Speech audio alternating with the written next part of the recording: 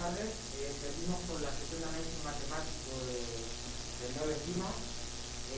Ahora le toca el turno al doctor Jorge Bustamante González, el profesor de aquí de la Facultad de Ciencias Matemáticas, que yo creo que es bien conocido por todos, y nos va a contar con una plática doble sobre polinomios ortogonales, algunas ideas sobre polinomios ortogonales. Muchas gracias, doctor. ¿Cómo? Sí, así por una...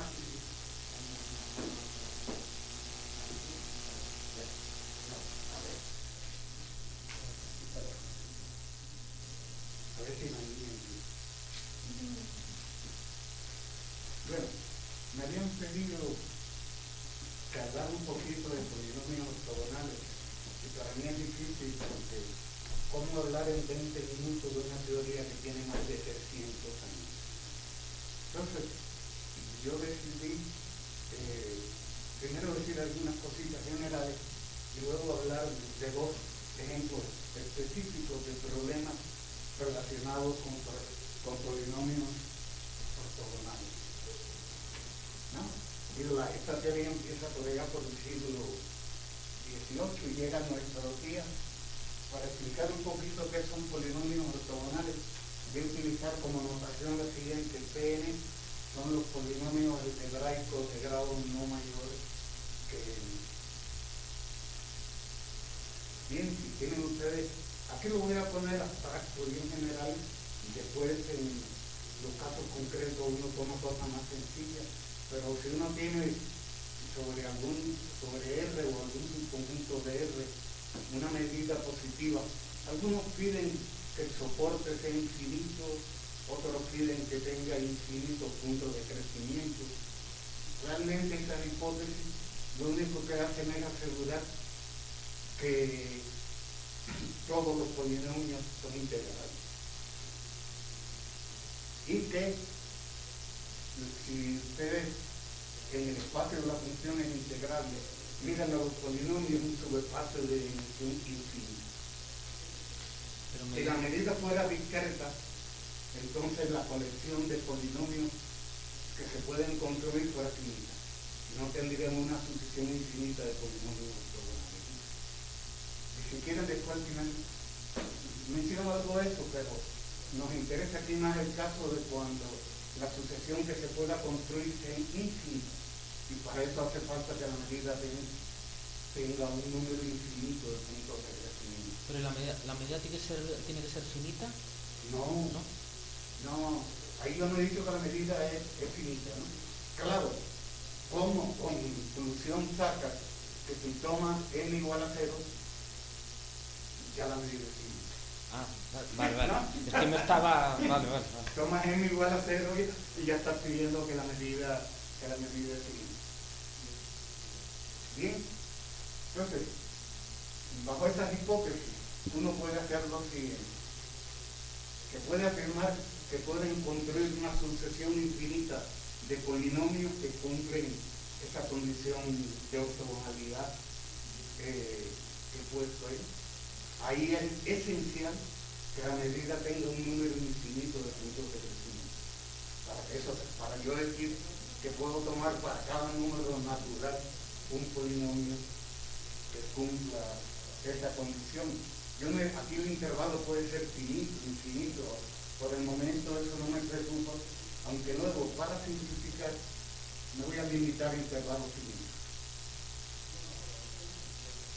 Bien, es lo que voy a hacer, nada más que voy a considerar intervalos compactos. Observen que yo dije que puede construir una sucesión infinita. Realmente, de los cursos tradicionales de álgebra, basta aplicar el procedimiento de Gram-Schmidt para construir una sucesión de secuencias. Ahora, la pregunta es: ¿hay unicidad? Y es claro que no puede haber unicidad, porque si yo tengo una sucesión de este tipo y a cada polinomio lo multiplico por un número no nulo, voy a tener otra que cumple la misma condición. Entonces, y eso es lo que yo les pido a ustedes que tengan atención cada vez que tomen un libro de polinomios ortogonales o un artículo que hable de polinomios ortogonales. Lo primero que uno tiene que fijarse es qué normalización va a usar el autor. Porque para yo fijar una sucesión, tengo que decir, lo voy a normalizar de esta forma, buscando que realmente yo tenga una sucesión única, ¿no? Normalizado, y aquí empiezan los problemas. ¿Normalizarlo cómo? ¿Cuál es una buena forma para normalizar los polinomios? La respuesta es que no hay una buena forma. Eso depende del interés del investigador, cómo él quiere normalizar esa sucesión de polinomios. Por ejemplo, la solución más simple, que es la que gusta, por ejemplo, a los físicos y a mucha gente, es considerar los polinomios ortonormales. Es decir, que aquí que hay delta se hace exactamente el delta de ella. Es 0 si n es distinto de n y 1 si n son iguales, ¿no? Este tipo de normalización es muy buena cuando uno quiere trabajar en el espacio L2 correspondiente a la medida. Pero si se salen un poquito de ahí, ya este tipo de normalización no es muy buena. Por ejemplo, si ustedes quieren trabajar en espacio de funciones continuas, no sé para qué pudiera servir una normalización de este tipo. ¿Qué pasa? Mucha gente, para evitarse problemas teóricos complicados, prefieren sacrificar la generalidad de sus resultados trabajando solo en L2 a meterse en complicaciones, ¿no? Dice, esto es lo más sencillo, me olvido, pero por ejemplo, en las mismas ecuaciones diferenciales hay veces que están trabajando en espacios de funciones continuas, no en espacios de funciones generalizadas, y tal tipo de solución no sería conveniente. Bueno, vamos a ver otro tipo de normalización. No inventada por mí, yo la estoy tomando de lo que han hecho los matemáticos, ¿no? Una variante 2 que voy a poner, hay varias formas. Para simplificar, vamos a pararnos en el intervalo -1, 1, y una normalización posible sería fijar el valor de los polinomios en uno de los extremos del intervalo. Casi siempre que se toma x igual a 1, porque con un cambio de variable se puede pasar el caso x menos 1. Y voy a poner el ejemplo de que ustedes fijen dos parámetros alfa y beta mayores que menos 1 y que definan esta función p aquí. Se puede verificar que con respecto a esa función todos los polinomios son integrables. Ahí la condición de que los dos numeritos sean estrictamente mayores que menos 1 es obligatoria. Es claro que cuando sean mayores o iguales que 0 no hay ningún problema para integrar los polinomios. Lo malo es cuando puedan ser negativos, ¿no? Entonces toman y construyen la sucesión aquí. Todavía no la he normalizado. Generalmente, cuando alfa y beta son iguales a menos 1 medio, a eso se le llaman los polinomios de Chebyshев. Y cuando alfa y beta, los dos son iguales a 0, que como están trabajando con la medida de Lebesgue, aparecen lo que se llaman los polinomios de Legendre. Bueno, hay también personas que hablan de polinomios de Chebyshef de segundo tipo, tercer tipo, y es pedir nada más que en lugar de menos 1 medio es que el valor absoluto sea igual a menos 1 medio. Y entonces pueden fabricar 4 tipos de polinomios de Chebyshef. Generalmente, para esa norma, normalizar estos polinomios, una de las formas más clásicas es pedir que en uno tomen este valor. Bueno, he puesto factoriales. En el caso de que alfa no sea un entero, los factoriales se definen igualitos, pero cambiando el factorial por la función gamma. ¿Cuál es el libro clásico que yo he visto que la gente más cita? Es un libro de Peu. Bueno, la fecha ahí dice 1975, pero esta es la edición no sé cuánto de ese libro, y es el libro que más la gente utiliza. Esto es una de las ventajas de esta normalización es que la fórmula de recurrencia, algo que se llama la fórmula de Rodríguez, que permite definir a los polinomios mediante una ecuación diferencial, tienen parámetros muy sencillos en la mente. Pero si ustedes buscan el libro de Zeus, hay 1 millón de fórmulas en este libro, y después la gente dice, bueno, ¿cuál de ellas me sirve y para qué? ¿Cuál de ellas tomo? ¿Cuál me olvido por siempre de esta fórmula?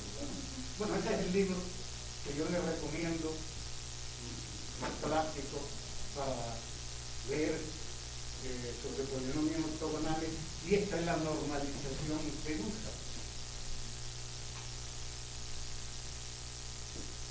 Si quieren ver algo como esto, pero en un caso más sencillo, o sea, cuando alfa y beta los dos son iguales a -1/2, hay también un libro de Rimini dedicado solamente a los polinomios de Chequers.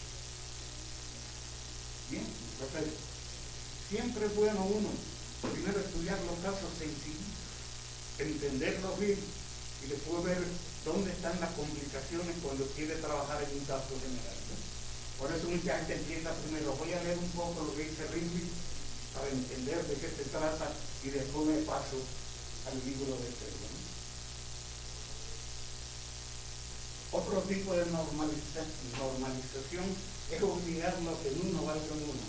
Bueno, está claro, ustedes miran la lámina anterior que cuando alfa se hace, eso es 1. O sea que para los polinomios de Legendre que corresponden a la medida de Bechet, las dos normalizaciones son las mismas. Pero ya cuando alfa es distinto de 0, ya las cosas son totalmente diferentes. Por ejemplo, hay muchos investigadores que prefieren esta normalización. ¿Por qué? Eso lo voy a explicar un poco más en detalle, la ventaja de esta normalización en la segunda parte de la clase. Pero, por ejemplo, hay uno de los artículos principales donde se ve por qué es buena esta normalización, es ese que les cito aquí. Pero en la segunda parte les voy a explicar esta palabra convolución que aparece ahí y por qué se quería buscar eso. Por ejemplo, uno de los trabajos así fundamentales donde se utiliza esta normalización es en la tesis doctoral de Martín del año 72, donde intenta tratar de reproducir muchos resultados relacionados con series de Fourier al caso de la serie de Japón. Serie desarrollada en términos, bueno, olvidé decir de eso, cuando se trabaja con los parámetros alfa y beta, le suelen llamar polinomios, bueno, los ingleses dicen Japón, y dijo ahí el martes André en la charla, yo digo Japón. Bien. La tesis del 72. Esta, sí. Este señor, aunque él sobre este tema publicó 3 artículos nada más, pero yo prefiero leer la tesis, está más detallado que en los artículos que publicó.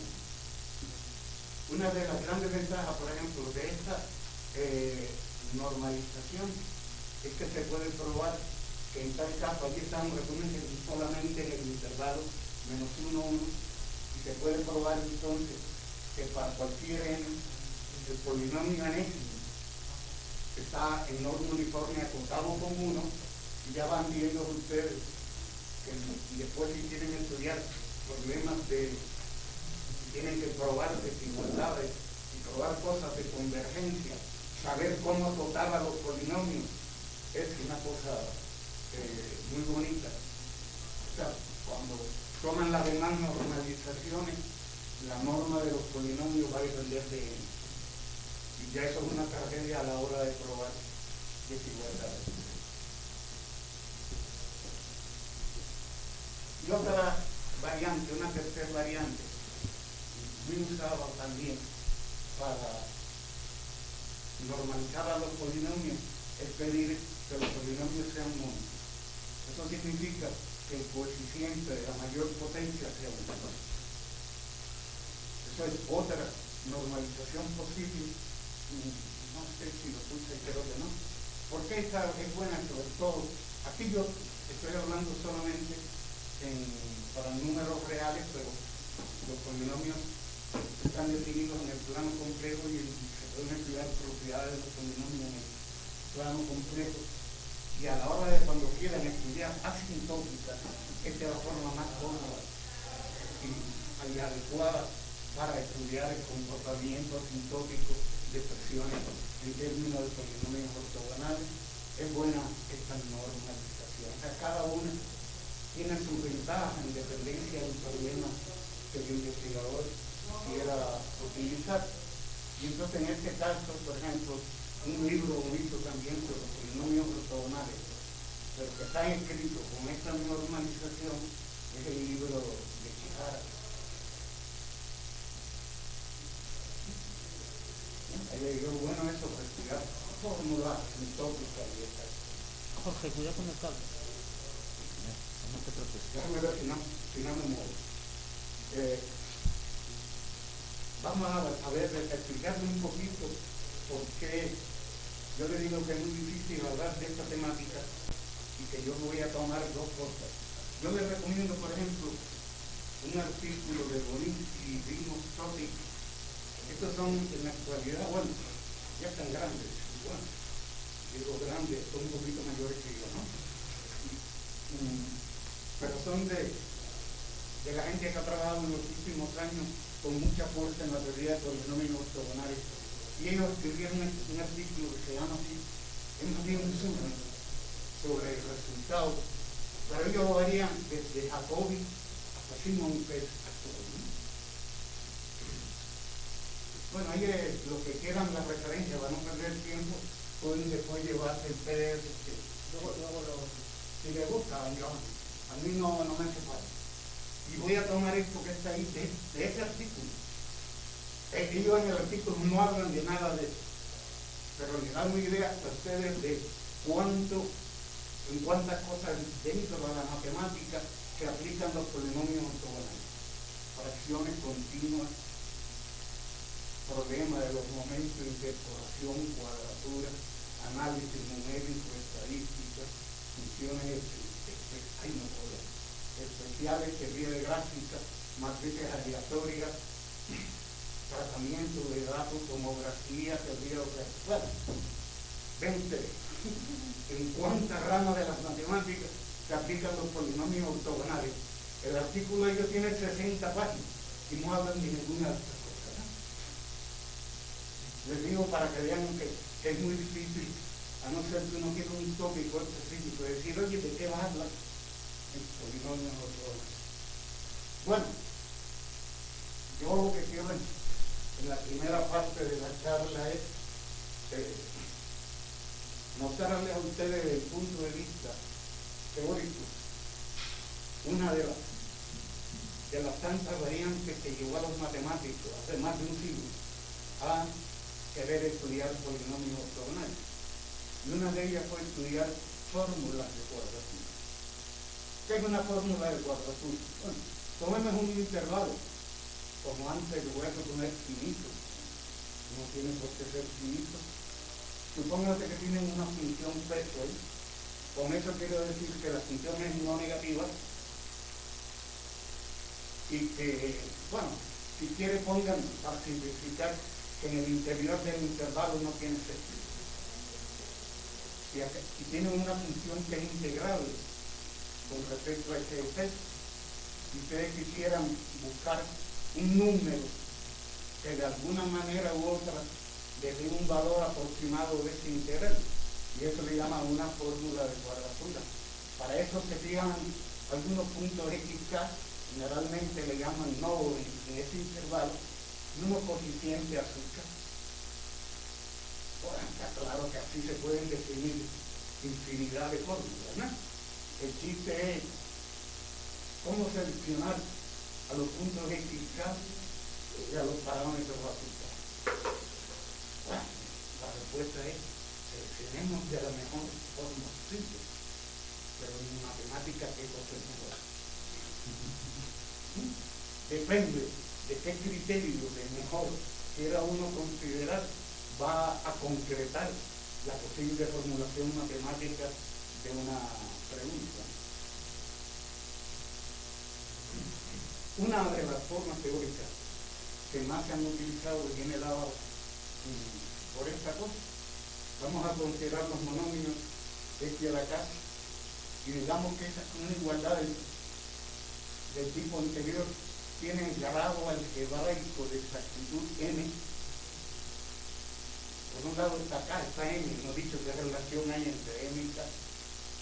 Y es exacta para todos los polinomios de grado M y no es exacta para al menos un polinomio de grado M.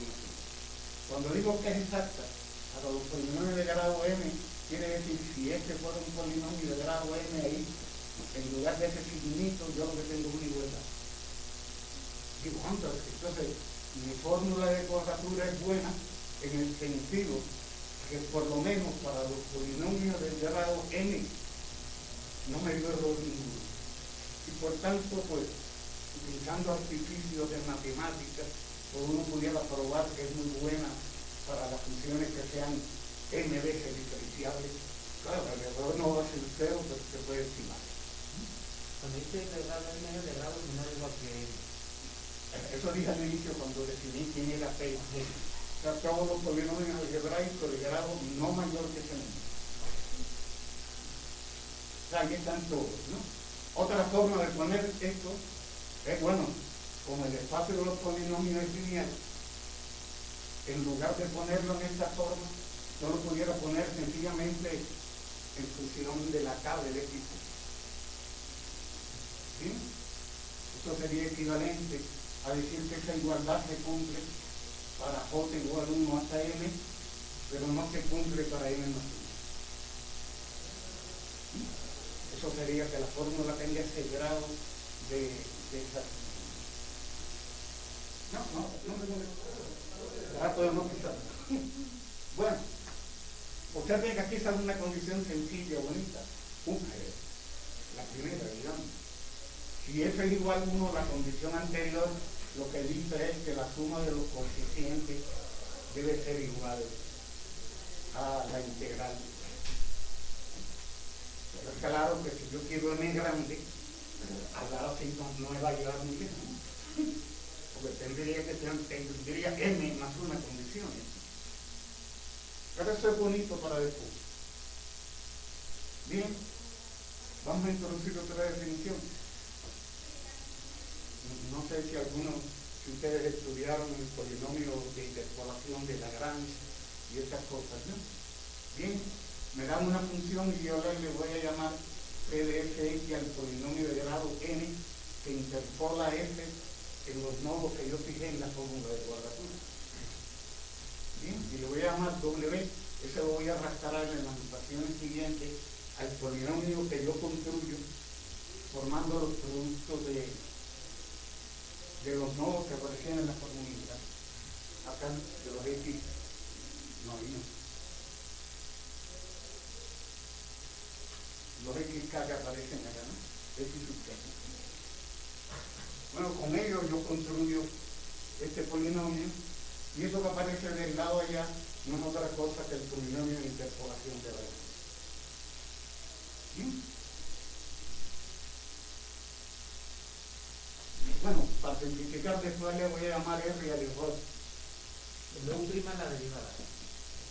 Sí, la derivada. Bueno, esa es la fórmula.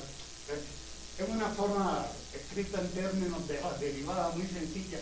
¿Qué pasa si ustedes derivan este polinomio W y lo evalúan en xk? Entonces se salvan todas las cosas que sean distintas de xk, lo que se le está quitando al W que está arriba, lo que no me conviene, ¿no? De manera que ese, lo que está entre paréntesis ahí vale 1 cuando x sea xk y vale 0 cuando x sea xj con j distinto de grado. Según varía k, cuando yo evalúo en xk me daría 1 o 0. Bueno, esas son fórmulas muy simples de probar. Bien, en ese caso, si uno va a la integral y cambia f por ese polinomio, tendría una expresión como esta, Bueno, el resto uno agarra y lo bota por ahora. Después tiene que desarrollar una teoría para ver que si su selección es buena, ese numerito se puede hacer muy pequeño. Y entonces lo que va a obtener una fórmula de cuadratura sería tomar la primera parte.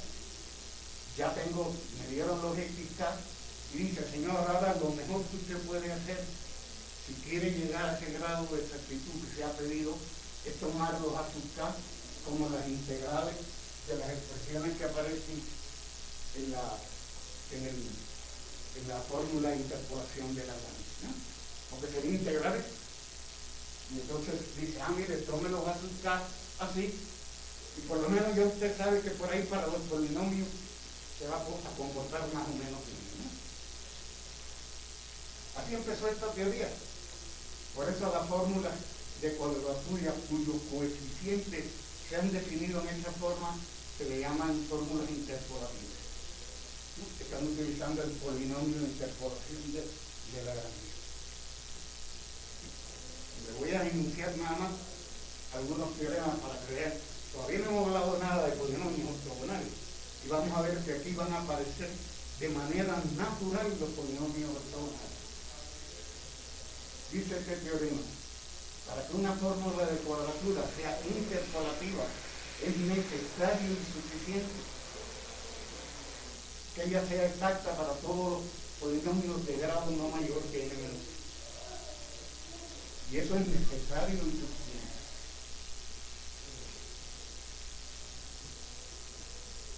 Bien, ahora planteamos el problema. Yo fijo n, observen que aquí yo tengo en realidad dos n parámetros, ¿no? Ok, n.xk y n.a sub k, ¿no? El problema ahora es elegir estos parámetros para que la fórmula sea exacta para los polinomios del grado mayor posible. Sí, porque ya lo están pagando, ahora quieres cobrarte. A la pared, ¿no? Es que tener siempre en matemática hay algo bueno y algo malo, ¿no? ¿Qué dice el próximo teorema? Para que una fórmula de cuadratura sea exacta para todos los polinomios de grado no mayor que 2n menos 1, observen que nada más que aparecían n puntos, ¿no?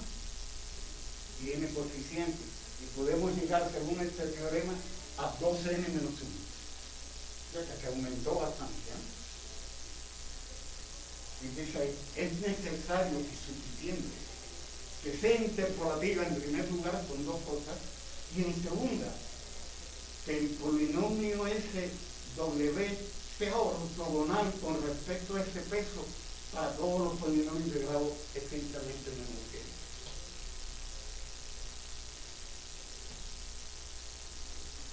O sea, si queremos lograr algo bueno, como lo que está allá arriba, aparecen polinomios ortogonales. Aquí hay un chiste tremendo, porque en mi planteamiento del problema, yo no he dicho nada de quiénes son los XK. Yo dije, ustedes me dan los XK, yo construyo el polinomio WS y trabajo con esas cosas. Aquí la única restricción por el momento que tienen los XK es que deben estar en el intervalo que yo estoy trabajando, porque la función solo se ha pedido que esté definida ahí. Yo no puedo evaluarla en un punto que no esté en el intervalo. Supongo que sea diferente también, ¿no? ¿Cómo? Que sea diferente. No, yo no he pedido tampoco eso.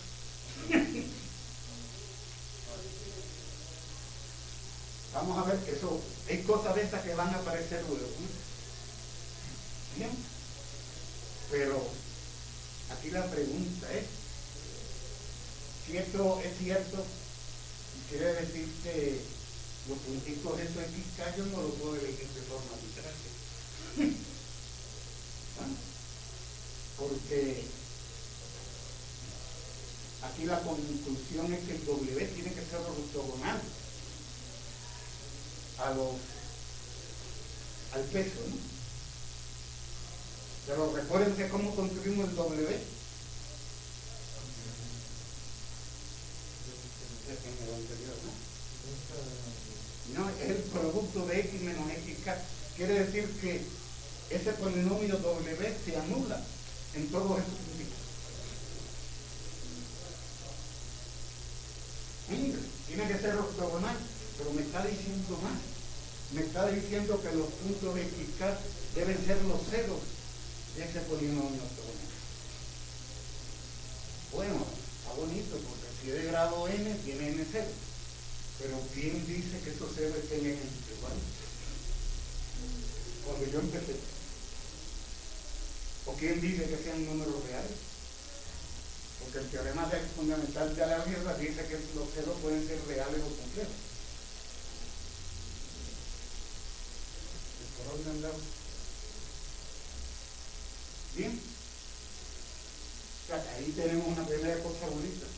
Una de las tantas formas en que el determinado problema uno lo formula, y lo que menos se imagina es que cuando vaya avanzando van a aparecer los polinomios ortogonales. Bien, ¿está claro aquí? Porque yo le dije, bueno, al inicio, supongamos que ρ no tiene cero en el intervalo que estamos trabajando, ¿no? Dice, si la función peso cambia de signo en el intervalo, o sea, que no cumpliera, yo le pedí que fuera mayor o igual que cero, alguna vez las raíces de esos polinomios van a caer fuera del intervalo. Quiere decir que entonces ya esa fórmula así no me va a servir. Bueno, en un caso como ese, uno lo que hace, si tiene un solo cero, pues estudia por separado cada uno de los intervalitos donde no tiene cero. ¿Bien? Resultado único, que es de las cosas interesantes de la teoría de los polinomios ortogonales, es que se prueba que si la medida es positiva, aquí ya he puesto los polinomios de Jacobi porque son más sencillos de definir y trabajar, se prueba que todos los ceros son distintos, lo que quería, pero que además están en el interior del intervalo, ni siquiera están en los extremos del intervalo. Y quiere decir que entonces en este caso son cosas que nos sirven para poder aplicar en este caso todos los resultados de los cuales hemos estado hablando. Acá yo no quería hablar de esto porque no tengo mucho tiempo, pero por ejemplo uno pudiera también pedir que a fuerza algunos de los extremos fueron un punto de los nodos y aparecen otro tipo de polinomios, y ahí los parientes de acá, allá en España, de Madrid, usted ve mucho unas cosas que se llaman los polinomios ortogonales de Sobolev, que implican entonces también derivadas. Y ahí entonces parece que aparezcan derivadas es que hay dos numeritos de estos que se han tomado lugares. O que se tomaron en los extremos del intervalo. ¿Sí? Pero tenemos algo más. Podemos probar, ya para el caso de los polinomios de Jacobi, que si el polinomio, que si el peso es mayor o igual que cero, entonces, para ninguna elección que tomen ustedes de los puntos x y k y de los coeficientes a sub k, la fórmula de cuadratura puede ser cierta para todos los polinomios de grado menor o igual que 12. Recuérdense que arriba les dije que llegábamos a 12n menos 1. Si mi fórmula lo que tiene es n, no puedo lograr nunca grado de exactitud hasta el 12. O sea que se cumple entonces con que en este caso tenemos lo que se pedía en sobre que la fórmula fuera buena. Es buena para esto y ese es el grado máximo de exactitud que puedo lograr. No me puedo pasar de 12n menos 1. Y por ejemplo, ¿qué podemos decir sobre convergencia de esta fórmula de cuadratura? Uno lo que quiere es que si cambió a la integral por una suma finita, lo interesante sería ver si cuando n tiende a infinito, realmente eso tiende a ser. ¿Bien? Por lo menos asintóticamente eso es correcto. Tenemos una igualdad en el límite, ¿no? Le voy a llamar Bn a esa sumita nada más para ahorrar notaciones. ¿Qué pusiste ahí? A consecuencia de un teorema de Banach-Eisenhower, supongo que ustedes más o menos han oído hablar de ese teorema, pero es una consecuencia sencilla del teorema de Banach-Eisenhower. Dice, para que ese proceso voy a analizar nada más convergencia para funciones continuas, pero no entra. Después ustedes pueden buscar funciones en LP, lo que quieran, pero aquí voy a pensar nada más el teorema para continuas. Dice, si yo quiero una fórmula de esa, como la que he puesto más arriba, sea convergente, cuando digo convergente, que el límite de la diferencia es 0 cuando n tiende a infinito, y que eso se cumpla para cada función continua, es decir, para todas, es necesario y suficiente, uno, que el proceso converja para todo polinomio, y segundo, que existe un número K, que todas las sumas, pero fíjense que aquí están valores absolutos de los coeficientes.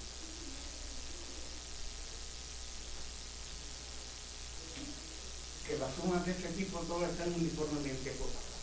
Bueno, la primera condición es trivial. Si convergen todas las continuas, convergen los polinomios, ¿no? ¿Qué dice el teorema de Banach-Eisenhower? Si eso fuera cierto para todas las continuas, entonces la norma de esto, visto como un operador lineal continuo, tendría que estar uniformemente acotada. Y se prueba que la norma, si miro de esto, recuerden que esas integrales que se han puesto acá, ¿dónde están? Estas son como funcionales, en el espacio de las funciones continuas, son funcionales lineales continuas. Se prueba que la norma de ellas es justamente la suma, pero con los valores absolutos. Y entonces, esto que está aquí realmente es la norma de esa funcional lineal y continua en el espacio de las funciones continuas. Por eso digo que es una consecuencia simple del teorema de Banach-Eisenhower. ¿Qué pasa? Que uno construyó, en el caso de, por ejemplo, de los polinomios de Aharonov y esto, uno construyó estos A sub K en base al teorema de interpolación de Lagrange. Y entonces, en la práctica, si la función es muy complicada, tratar de probar eso último es bastante difícil. Sin embargo, si uno lograse probar que todos esos numeritos fueran positivos, es fácil eso. ¿Por qué? No sé si recuerdan algo que dije, miren esto, pero después vamos a ver que es una cosa bonita.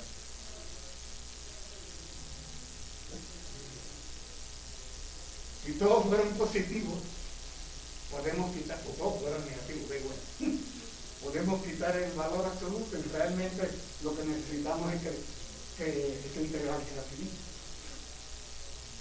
Y así uno ya se quitaría arriba esa parte derivada del teorema de Banach-Eisenhower en este teorema, ¿no? Eso sí fuera. ¿Por qué los polinomios ortogonales? ¿Y por qué no trabajar con otra cosa? Yo le decía, la primera condición que aparece allí en el teorema anterior es simple. Si uno construye tomando los puntos X y K como los ceros de los polinomios. Oigan, ustedes saben que nadie puede saber todo, quiénes son todos los ceros de un polinomio de un grado mayor. Vamos a poner de 20, vamos a poner este grado infinito, ¿no? Pero hay tablas, no desde ahora, desde el principio del siglo pasado, tablas donde están calculados de manera aproximada con bastantes cifras decimales los ceros de esos polinomios. O sea que si uno fuera a aplicarlo en la vida real, nada más que mete eso en una combo, en una matriz, y nada más que, oye, mira, tómalo, las filas tales, y los cálculos de computador se pueden hacer. Bueno, en aquella época lo hacían a mano, ahora es más fácil, ¿no? Pues primero esto,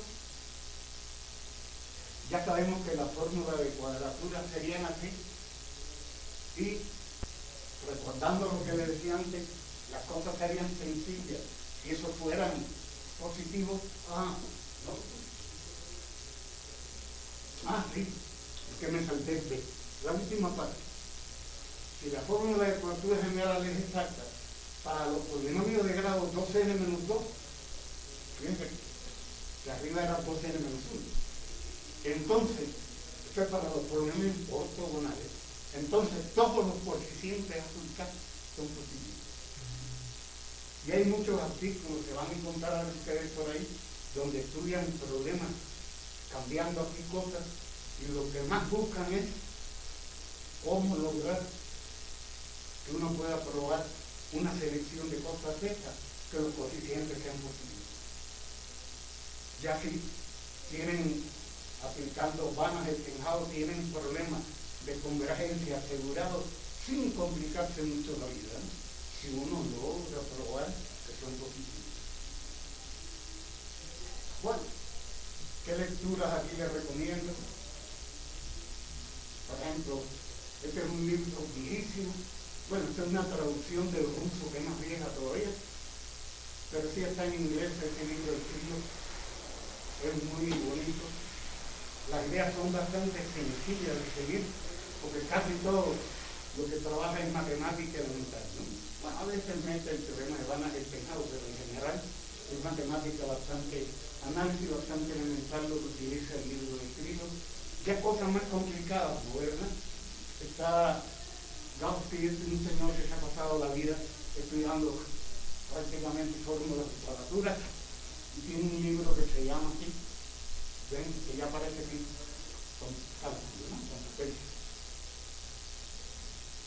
Y aquí, digo, esto ahora es nada más para que vean que se puede hacer. Hay gente que, en lo cual no me incluyo yo en esta vida, que no le basta con estudiar R y entonces estudian polinomios ortogonales en Rn. Pero hay otros que lo estudian en plano complejo y hay otros que estudian los llamados polinomios ortogonales discretos. O sea que yo no tengo una sucesión infinita, sino nada más llegué hasta un número finito de puntos. En este caso se busca que el dominio de las funciones sea un conjunto discreto. Y uno puede formular y elaborar las teorías iguales, y hay todo tipo de cosas de esas. Y hasta aquí llegaba la primera sección. Esta es más sencilla de entender. Ahora la segunda les voy a complicar un poquito más arriba. Ya. Vamos a ver algo que les decía al inicio de la serie de estudios. Bueno, ustedes quizás casi todos ya hayan oído hablar alguna vez de Fourier, y casi todo este estudio de la teoría de las ecuaciones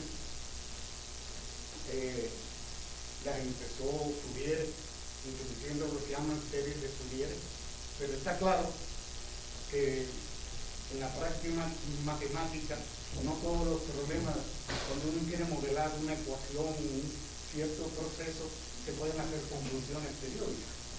No siempre, lo más recomendable, no sé si todos vieron la charla de Andrés, que hablaba de que pasar del caso periódico a polinomio de la forma.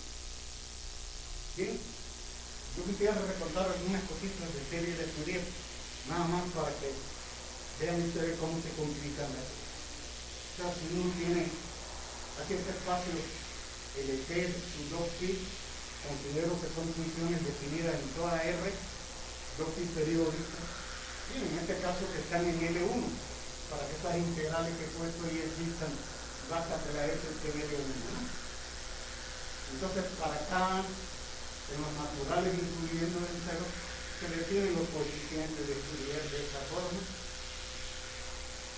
bajo la hipótesis de que este tiene en L1 esos numeritos existen, y entonces Fourier lo que le asocia a esta función una serie que he puesto entre paréntesis formal, que es lo que se llama la serie de Fourier de la función, y es sencillamente formar una serie donde allí donde se integró con respecto al coseno se le pone un coseno, y allá donde se integró con respecto al seno se le pone un seno. Es fácil de construir. El problema es, ¿qué sentido tiene esta serie? Esta hacia la función. ¿Bien?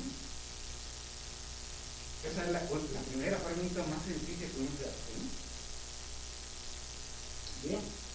Recuérdense que como esto es una serie numérica, uno se va a la definición de convergencia de serie numérica y lo que tiene es que estudiar la suma parcial.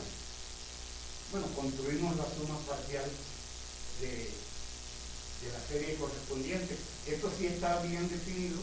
Ahí, como estoy sumando hasta n, es lo que se conoce como un polinomio trigonométrico de grado n, o no mayor que n. ¿No? Son sumas de senos y cosenos. Eso sí está bien definido. Entonces, el problema sería el siguiente. Si yo fijo P entre 1 y infinito, bueno, cuando P es infinito estoy considerando la norma uniforme, no la de L1. L es infinito. Por eso el espacio no es separable. Bien, digo, si me dan una función en LP, yo construyo su serie de Fourier, será cierto que las sumas parciales de la serie de Fourier convergen a este en la norma LP. En otras palabras, es cierto que la serie representa la función al menos casi unitaria. Bueno, que ahí he puesto cómo se define la norma en este caso, en el caso cuando P es menor que infinito, ¿no? Esa es la primera pregunta. Bueno, perdón.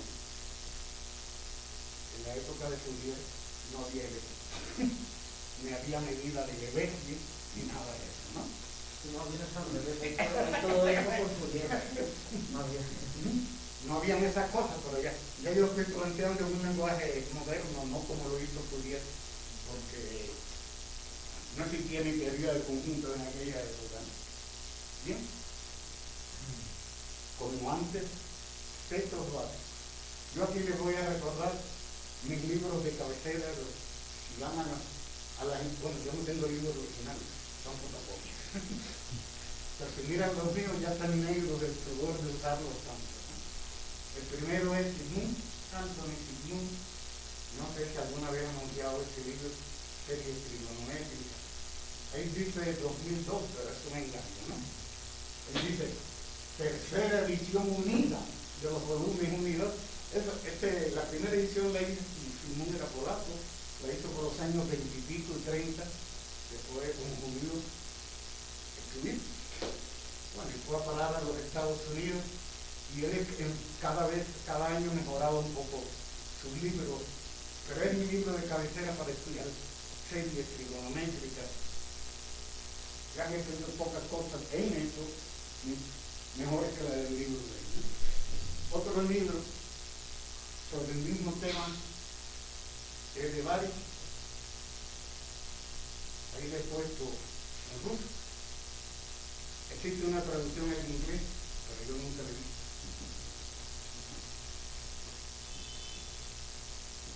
Otro libro fundamental a mí para estudiar estas cosas es un libro de unos alemanes, Buchs-Eminente, que se llama Análisis de Fourier y Aproximación, y otro de Buchs-Liberen, que se llama Semigrupo de Operadores y Aproximación.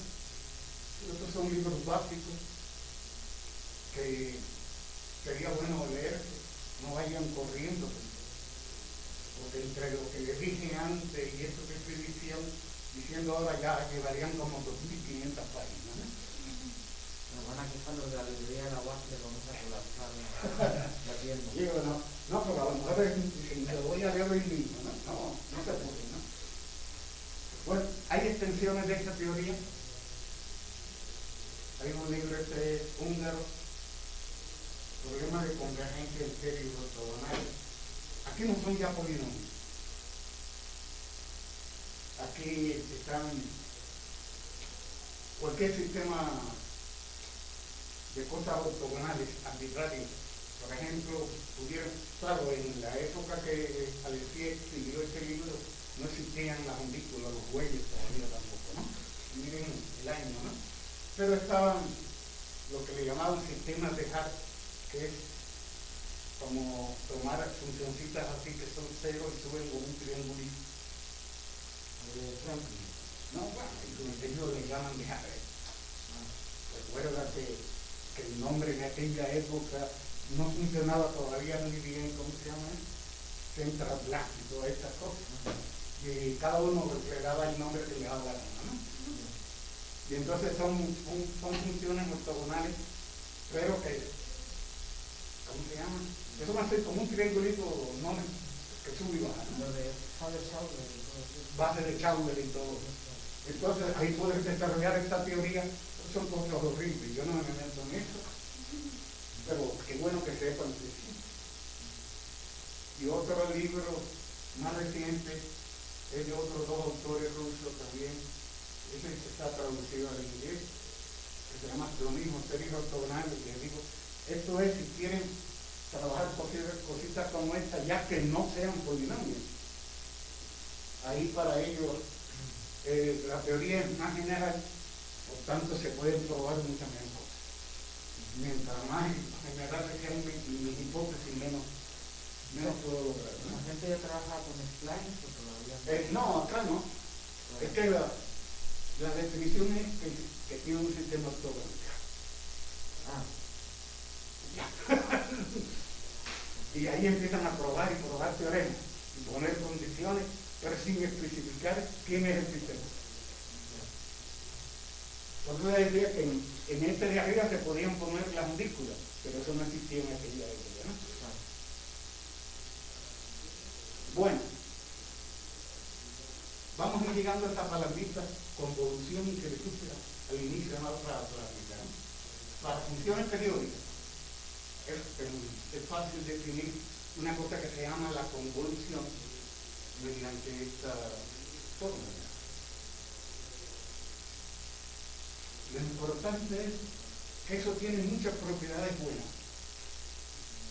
Permite obtener representaciones de ciertas sumas, permite relacionar los coeficientes de Fourier de la función f y g, etcétera, ¿no? Jorge, ¿no tiene que ser x menos c? Oye, si la g, en todo caso que vamos a ver, es par, da lo mismo poner menos que más. Claro, sí. No. Todas las que vamos a ver las estas. Claro. Bien, ¿qué dice uno de los teoremas primarios para empezar a usar esto? Que si tomas una en LP y otra en L1, entonces la convolución no se sale de LP. Me metieron en el espacio, pero además tengo una desigualdad de este tipo, de que la norma de la convolución la puedo estimar así, ¿no? Esto es para periódicas, pero vayan pensando si en lugar de cosas periódicas yo quisiera trabajar en el intervalo -1, 1, y en lugar de series de Fourier quisiera un desarrollo en polinomio de Jacobi. En primera, ya esto no nos sirve para nada,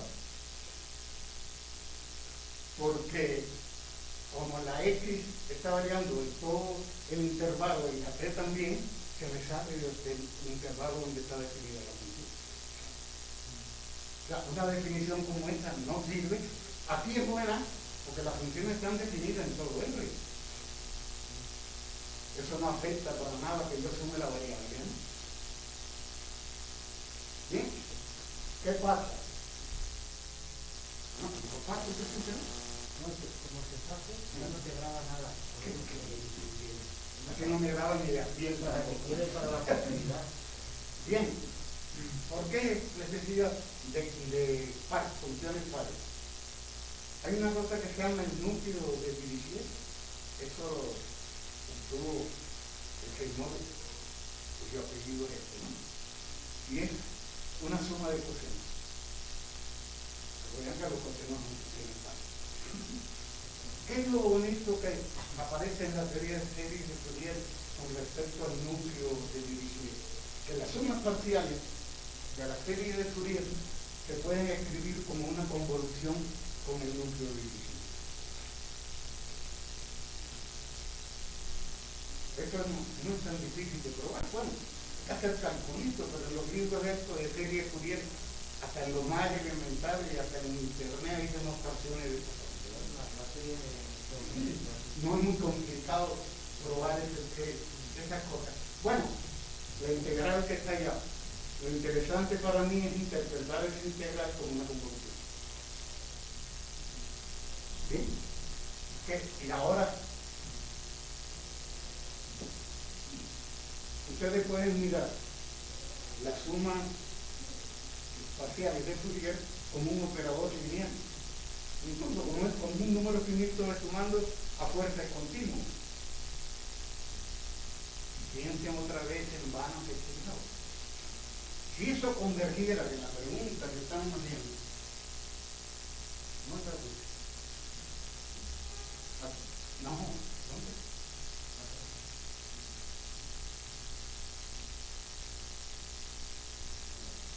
En esta.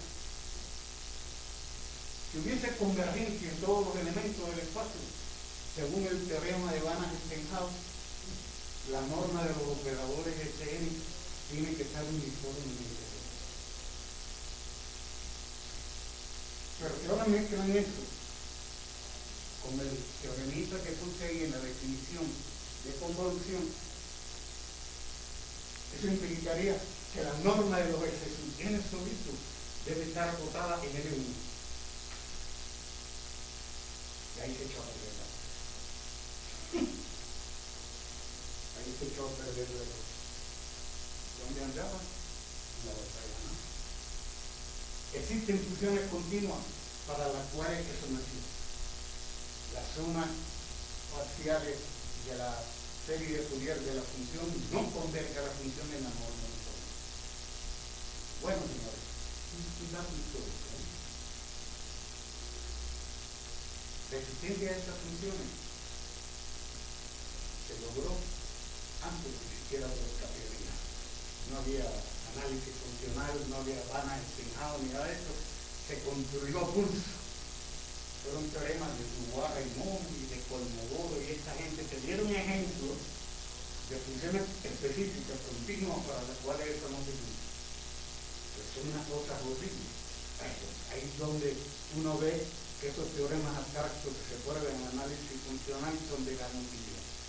Porque, ¿cuál sería una forma de probar esto? Verificar que la norma de los operadores sumas parciales no está acotada en L1. Y eso es lo que ocurre, bueno, unos cuantos cálculos ahí más o menos precisos, uno verifica. Es norma 1, ¿no? No, pero ahí lo estoy mirando como operador, de la continua y la continua. Ah, bueno. Dice, si considero a Sn con un operador lineal y continuo de la continua, en la continua su norma se comporta como el logaritmo de n. Y por tanto eso no está uniformemente acotado. Aplico Banach-Steinhaus y está probado de realidad. Algo más complicado es un teorema debido a uno de los dos hermanos Riesz, que se conoce como el teorema de Riesz, aunque ellos eran dos, que dice, si me fijo un P estrictamente mayor que 1 y menor que infinito, entonces siempre uno tiene convergencia. Siempre van a converger las sumas parciales de Fourier a la función en la norma de LP. El caso de L1 por dualidad sale igual que el caso de las funciones continuas. En L1 eso no es cierto también. Bien, esto es lo que es cositas de las que yo quería recordar. Bueno, una más. Vamos a recordar una más. No sé si han ido a hablar ustedes de otro matemático húngaro, Leopoldo César. Define unas funciones aquí. Todo esto tiene su historia, cómo aparecen estas funciones y cómo se prueba. Yo me salto todo eso porque defina, eso es una función. Observen que como están al cuadrado, los senos, esto por ahí, eso es no negativo, eso es importante, igual que antes hablaba de tener que las cosas son no negativas para probar convergencia. ¿Y qué probó Feder? Que para todas las continuas ya sabemos que las sumas parciales no convergen. Pero yo puedo definir un nuevo operador, ahora no considerando las sumas parciales, sino sea la convolución con esta función. Y entonces Eso sí converge a la función en la norma. Claro, ahí está el mismo punto. Todo eso. Que en realidad, si ustedes reescriben qué significa la convolución esta para esta función Fn, con cálculos que solamente tienen que ver con identidades trigonométricas, se prueba que en realidad el operador ese que está ahí es la media de la suma parcial. La media aritmética de la suma parcial. Entonces, de aquí surge todo lo que se llama la teoría de sumabilidad de serie. Esta serie no converge, trabajamos con límite de sumas parciales, pero habrá otra forma de sumarla en la cual que hay convergencia, y eso es lo que está probando aquí. Bueno, las sumas parciales no convergen, pero las medias sí convergen. ¿No? Digo que eso lleva, hay muchos métodos de sumación de esto. Yo aquí recuerdo de nombre, sin dar detalles para el Poisson, Saro, Ritmo, Bloom. No me acuerdo, creo que esta O lleva 2 puntos. Bien, vamos a pasar, no a los polinomios ortogonales. Vamos a considerar como antes a f beta menor que menos 1, f peso, y vamos a considerar los polinomios de Jacobi. Y ahora queremos hacer lo mismo que el serie de 10. Me dan una función que tenga un espacio adecuado y que yo defina los coeficientes ahora de Fourier, Jacobi, Fourier, como ustedes quieran llamarle. ¿Sí? Voy a poner aquí las funciones que sean integrables con respecto a FP con LP. Y a ellas le asocio una serie de Jacobi y Fourier. Es como ¿cómo le pongo? Es parecido a la serie de Fourier. Lo único que aquí, por conveniencia, se ponen estos numeritos aquí. Eso es para que los cálculos se hagan por ahí, ¿no? Eso depende aquí. Estoy considerando esos numeritos que se usan en función de cómo hayan ustedes normalizado los polinomios. ¿Sí? Bueno, no he dicho cómo se definen los coeficientes de Fourier, Jacobi. Es sencillamente, bueno, no lo puse ahí, ¿no? Es integrar a la función con respecto al polinomio que es integrado. Igual que integrar un seno y coseno, ahora integramos con respecto al polinomio enésimo de Jacobi. Eso es porque no están normalizados en L2, entonces que son una constante. No me está bien. Pero eso tiene que ver con las normas. Eso tiene que ver, bueno, depende cómo lo normalice, va a cambiar esto, ¿no? Claro. Bueno, es una definición general de teoría de operadores. Si ustedes tienen una sucesión de operadores lineales y acotados de un espacio aquí en otro, se les suele llamar constante de Lebesgue a la norma de esos operadores. Claro, aplicar Banach extensado sería ver si la constante de Lebesgue está uniformemente acotada. Bien, vamos a ver una primera diferencia grande con el caso de las funciones periódicas cuando trabajamos con los polinomios de Jacobi. Vamos a tomar uno de los casos sencillos, el caso de los polinomios de Legendre que corresponden a alfa beta igual 0, la medida de Lebesgue, y dice, esto lo probó Pollard por el año 47, estamos hablando de cosas viejitas. Tan viejas el libro, ¿no? Pero del año 47, ¿no? Dice, si P es mayor que 4 tercios y menor que 4, entonces hay convergencia en el. Oiga, ¿cómo llevó esos numeritos? Hay que leerse como 30 páginas de cálculo para ver cómo llevó esos numeritos. Pero no solo eso, sino que si toman sin igualdad, ¿no? Que si toman P mayor que 4 o menor estricto que 4 tercios, no hay convergencia. Recuerden que pusimos en el caso periódico, cuando P es mayor estricto que 1 y menor estricto que infinito, siempre hay convergencia. Y así, ya para algo tan sencillo y normal como lo de leyentes, es fácil que haya convergencia. Ahí no lo podrán escribir como convolución, me imagino, pero sí como un operador integral. Las sumas parciales. Bueno, casi todo se puede escribir como un operador integral. Lo malo es cómo calculan la norma eso, pero Bueno, pues, en convolución tienen Gaussianos. sí, ahí va ya. La pregunta, no sé si ya me metí en lo de bien o todavía. La pregunta es, y en eso sí se tardaron un poco, casi un siglo, la gente que estudia esta teoría, en tratar de definir algo a lo cual se le pudiera poner el nombre de convolución. Y eso es una teoría fuerte acá. Y es lo que quisiera hablar. Por ejemplo, en R, cuando estamos en la periódica, se define la función para la acción, así, ¿no? Está claro que si la función está definida en todo R a X, yo le puedo tomar cualquier número, ¿no?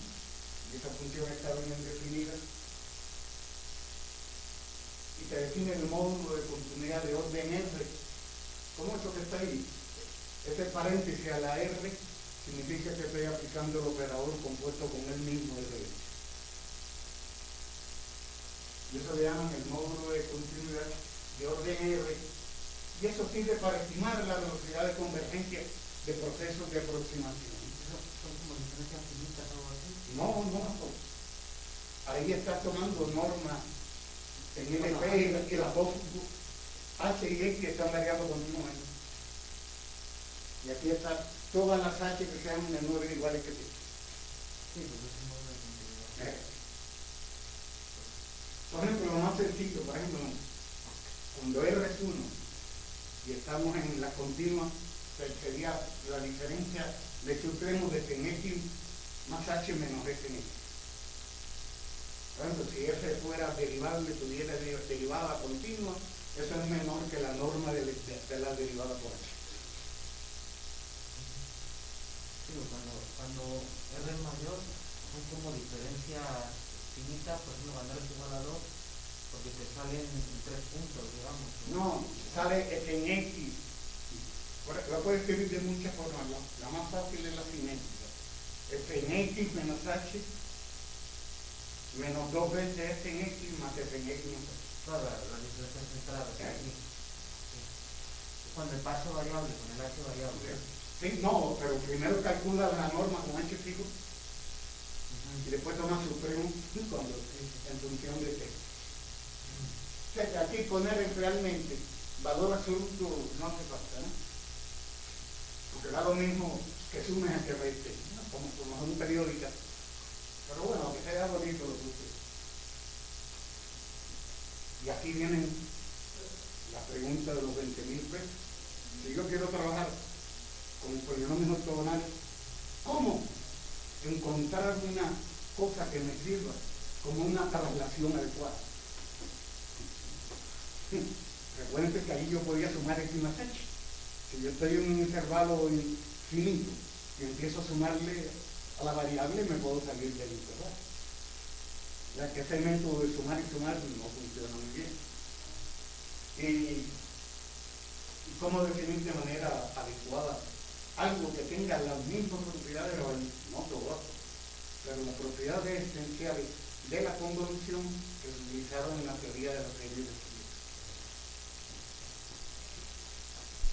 Bien, y aquí vamos a unos trabajos de déjame ponerlo abajo, que está el año del año 69.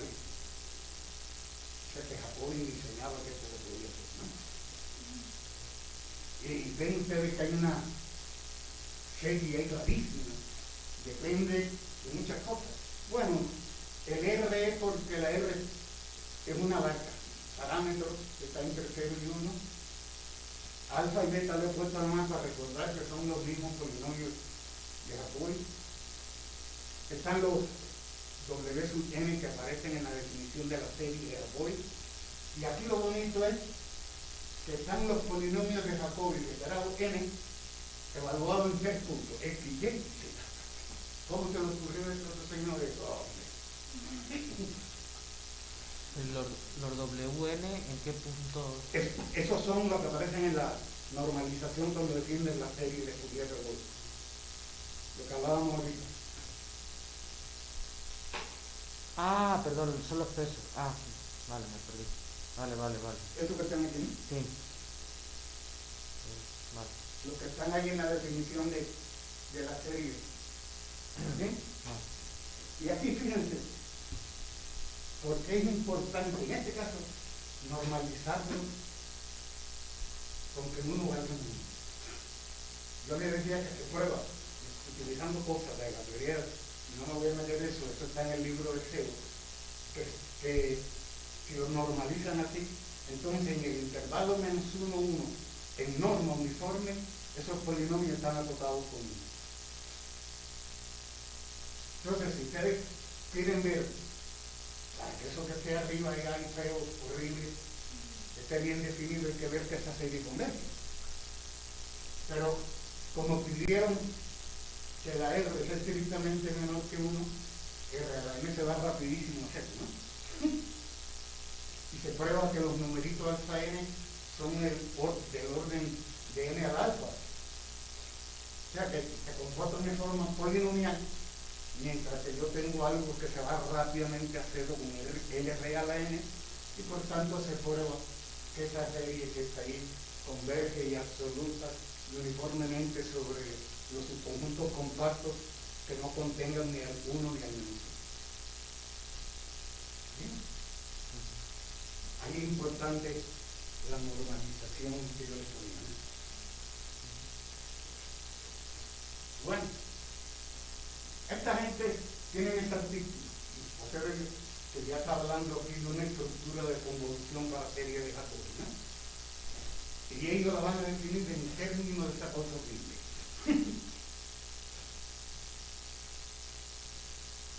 Bien, ¿qué pasa? Que originalmente, cuando ellos, Atkins y Wenger, hicieron su trabajo, ellos probaban, tenían que poner condiciones para que la integral del valor absoluto de esa cosa fuera finita. Bueno, entonces la que era finita la podían normalizar para que eso fuera 1. ¿Sí? Se parece a lo que teníamos con la fórmula de cuadratura. Bueno, aquí puse una observación rara, pero es bonita, de que si toman eso, pero z es 1, eso que está ahí es el núcleo de Dirichlet para la serie de Jacobi. ¿Qué pasa? Que Jasper, otro amigo de estos señoritos, probó que en algunos casos, en bastantes casos, esas funciones son no negativas. No es una prueba simple también. Bueno, eso fue por acá por el año 71. Bien. Ángel, lo puse arriba. Ajá. Bueno, yo estoy leyendo, pero no mentalmente lo que yo escribí en mi casa, no estoy leyendo lo que dice aquí, ¿no? Ya había puesto aquí, ¿no?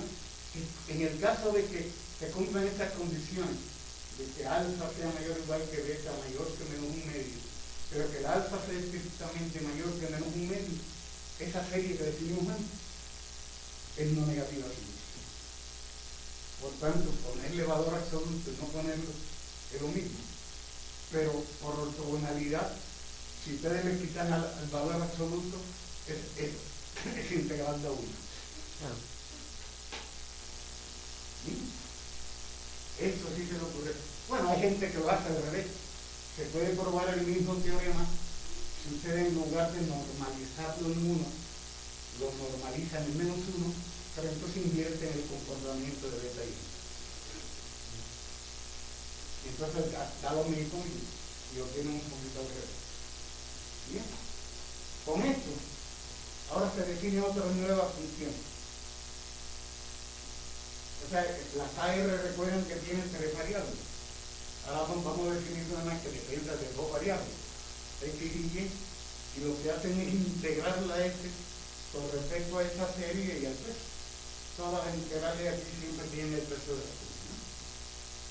Y ahora definen una nueva función, ya perdió esa una variable, ¿no?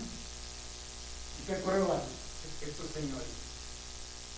Que bajo las condiciones que puso Glasgow para tener la positividad, que cumple que si f está en LP, esta función tiene límite cuando r tiende a 1, casi donde quiera, y que además define una función que está en LP. Recuerden que la traslación y la convolución que habíamos puesto en la periódica, esto empieza a ser el análogo de estas cosas. Allá decía que la función estaba en LP y la convoluciono con una DL1, pues suelen que poner esto es como decir que tengo una en L1, ¿no? Si la convolucionaba, eso daba un elemento, ya me pasó un elemento de LP. Entonces, si el hombre se hará esto como la traslación, el tipo.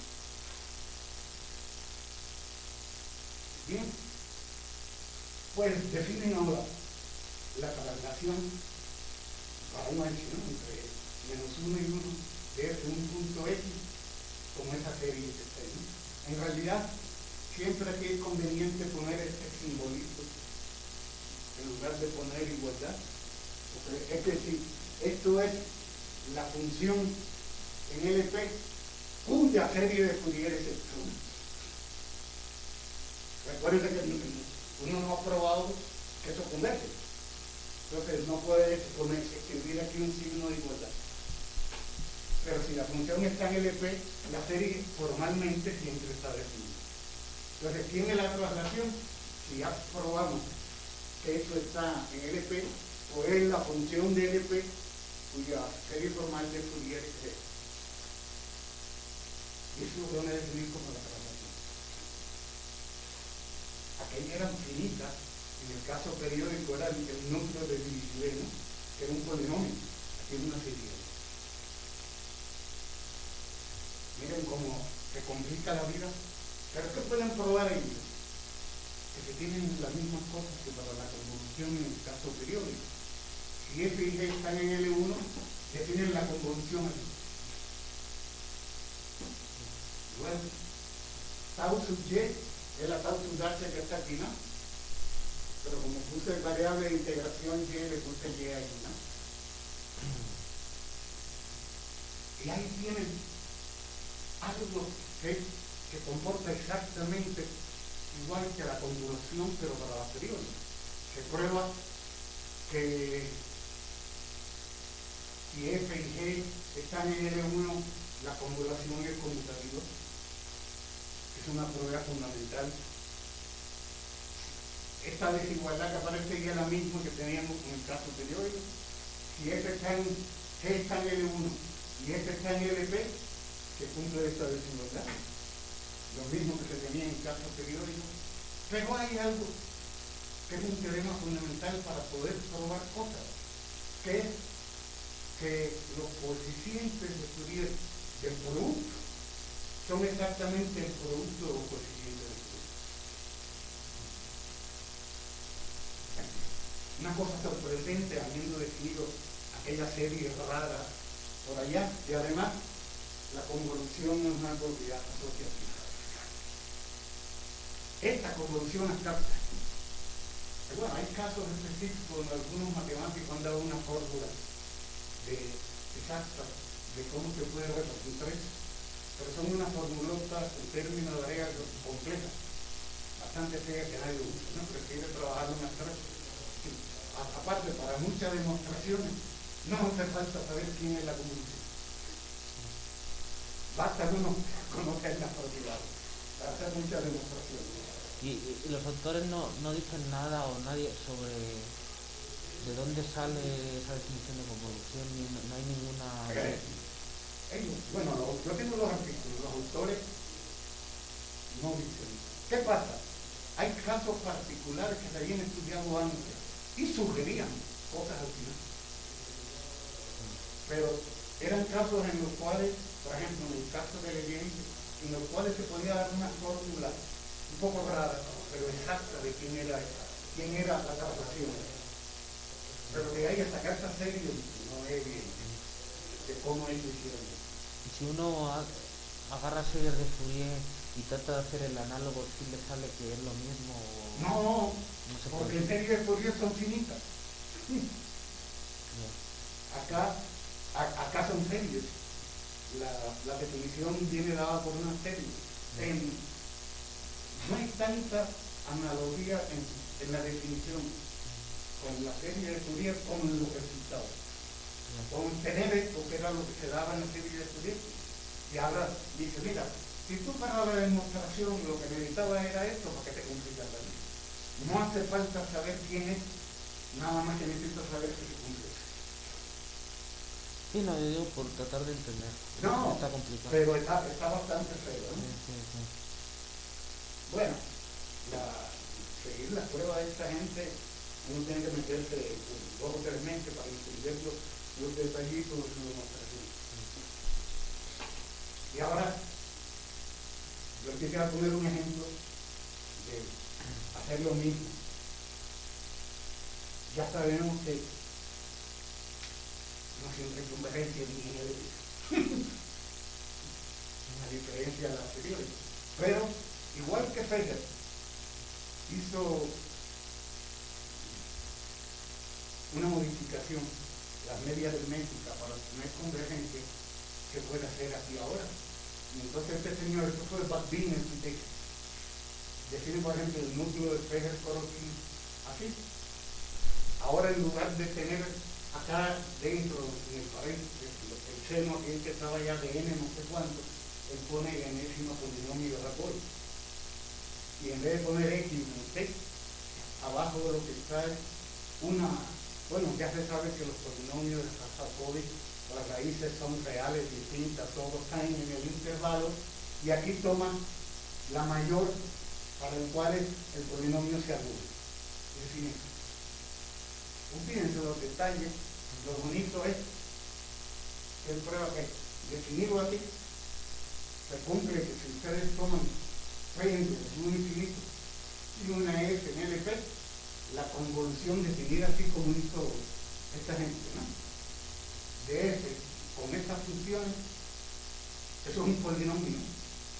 Ustedes ven que como el numerito ese coseno en una raíz de esto, eso es lo que está dando ahí en un polinomio. Entonces está construyendo aquí una sucesión de polinomios que converge a la función f en la norma de LP y tiene una extensión del teorema de Weierstrass sobre la densidad de los polinomios. Claro, no sé si ustedes están familiarizados con eso que se llama sumas de César, que es definir distintos tipos de sumas.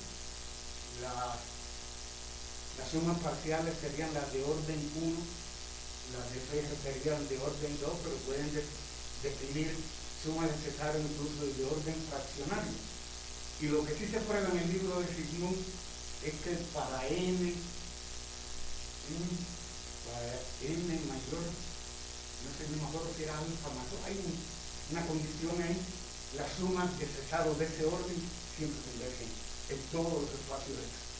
O sea que si regulariza lo suficiente al final Sí le hace vas a poder converger. probar convergencia, pero necesita aumentar el orden de la regularización para que haya convergencia. O sea que siempre se va a poder lograr, pero habrá que poner esa restricción de que tengo que tomar la suma, pero hasta tal orden para que puedan haber convergencia. ¿Y qué grado tienen los núcleos de Fejer-Korotkin? Es casi duplican, ¿no? Se duplican, Menos ¿verdad? uno. Porque el cuadrado.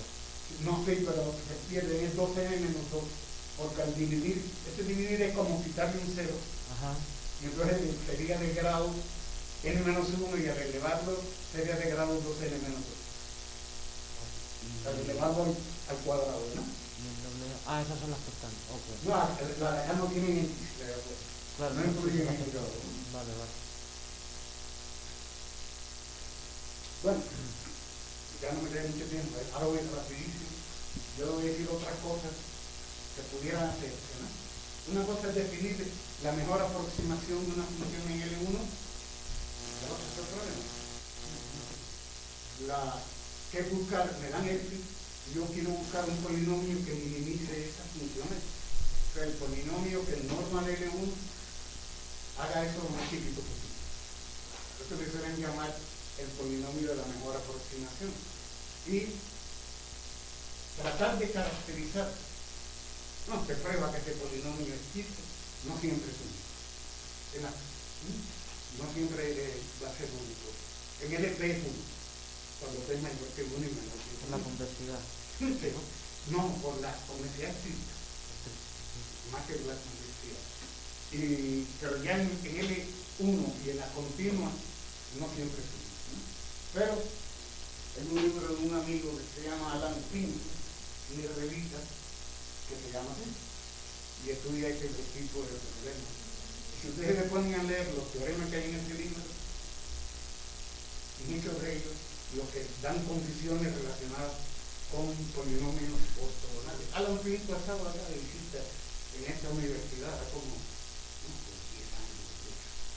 ¿Eso no tiene que ver con el problema del ciego? ¿No se llama así? ¿O? No, ese que tú dices tiene que ver más con el problema de los documentos. Pero acá no. Por ejemplo, si tuviéramos el mismo problema, pero en la continua aparecen los polinomios de Chebyshev automáticos, así fue como aparecieron originalmente los polinomios de Chebyshev. O sea, el polinomio de Chebyshev de orden n sería justamente el que la mejor aproximación para este al n más 1, pero con polinomio de grado n. Aquí apareció el de Chebyshev, pero en norma uniforme. Bueno, yo quiero nada más decir que va a ser rápido acá. Otra cosa que se estudia es la aproximación unilateral en L1. ¿Qué unilateral quiere decir? Que yo voy a fijar polinomios de un grado, pero quiero que estén siempre por arriba de la función o siempre por debajo de la función. ¿Sí? Y así, nada más esto era para alardearte que yo también he hecho cosas. Aquí sí he escrito varios artículos sobre este tipo de problemas y lo bonito es que llevar a estudiar muy detalladamente son complicados, no les niego los artículos, no les recomiendo que corran a leerlos, son bastante complicados de leer, aparecen otra vez. Si quiero estudiar caracterizar el polinomio que logra, eso es el que me conviene más. Aparecen otra vez polinomios ortogonales. Y aparecen 4 tipos de polinomios para resolver el mismo problema, 4 tipos diferentes de polinomios de la curva. ¿Por qué salen 4? Porque hay 2 extremos en el intervalo. Por ejemplo, yo quisiera programar, por ejemplo, aproximar una función sencilla como que valga 0 hasta un punto y después valga 1. Pero quiero, por ejemplo, aproximarla por polinomios que siempre estén encima de ellos. Entonces eso depende de los 2 extremos del intervalo y depende de que si por casualidad el polinomio que minimiza eso interpola en 1, interpola en -1 o en ninguno de los dos. Por eso salen 4 tipos de cosas distintas. Y ahí hay una serie de trabajos que he publicado, bueno, Fernando Martínez Cruz, con un alumno mío de doctorado, trabaja ahora en la Universidad de Tlaxcala, ¿no? Quesada, un colega con el cual colaboro mucho de España, y Jaime, José María Quesada, Adel, él de Zaragoza, estos españoles se me han hecho publicidad, ¿no? Adel es de Zaragoza, y ahí están más o menos lo mismo. Bueno, en estos por ejemplo, este complicado del 3 es utilizar esa idea para construir. O sea, primero parto de aproximar una función y utilizo eso para construir un operador que me sirva para aproximar todas las funciones de este espacio de sobre. Es una construcción complicadita, pero bonita, y creo que ya los aburrí. Muchas gracias.